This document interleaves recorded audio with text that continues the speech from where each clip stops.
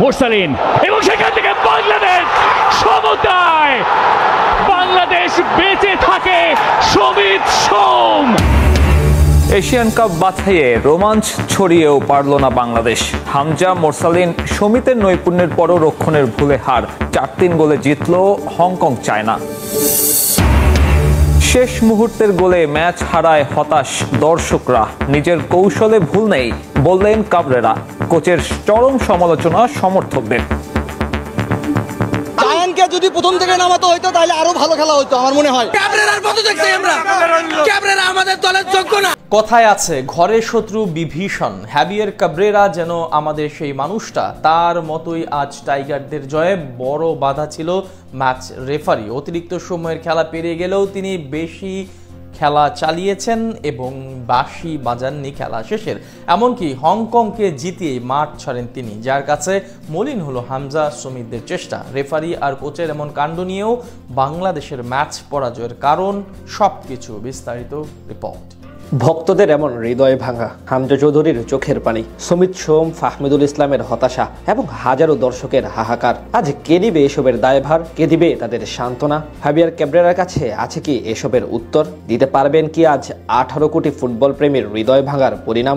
101টা প্রশ্নের জবাব। যে সাদুদ্দিন পুরো সময় জুড়ে একা দাঁড়িয়ে চাপ বাড়িয়ে গেছেন নিজেদের শিবিরের, তাকে পাক্কা 100 মিনিট মাঠে রাখার কি কোনো অজুহাত আদৌ আছে তার কাছে? সমিত সোম, জামাল ভুঁইয়াদের প্রথম থেকে না খেলানোর কোনো সঠিক জবাব কি দিতে পারবেন তিনি?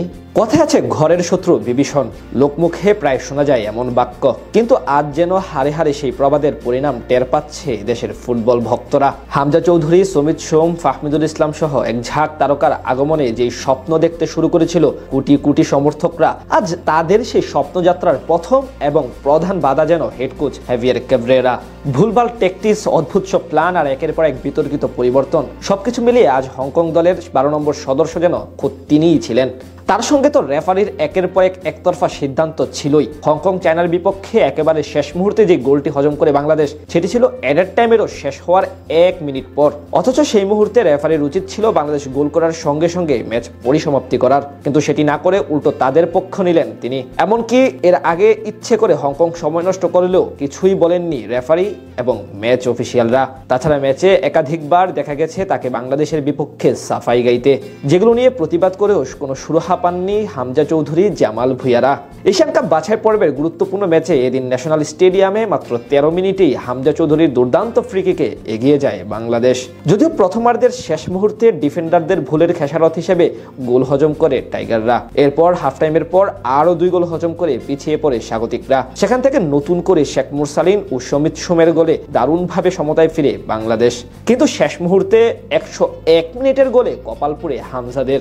এই ম্যাচ জুড়ে রেফারি ও নিজেদের কোচ হ্যাভিয়ার ক্যাবরেরার দুর্বল সব ট্যাকটিক্সের জন্য ক্ষোভ ঝরাচ্ছে দর্শকরা। তাছাড়া দেশীয় সোহেল রানা, সাদুদ্দিনদের একের পর এক ভুলগুলো বড় কারণ হয়ে দাঁড়ায় পরাজয়ের জন্য।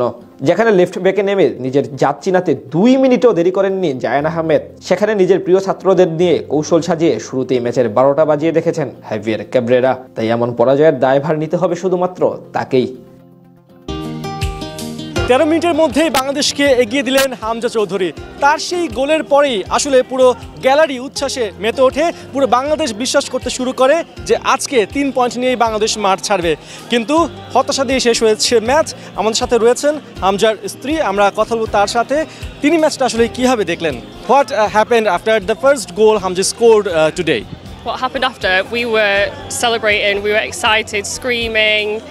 It was just such a good start to the game. We were really excited for what was to come. What about the kids? Did they enjoy their father's score?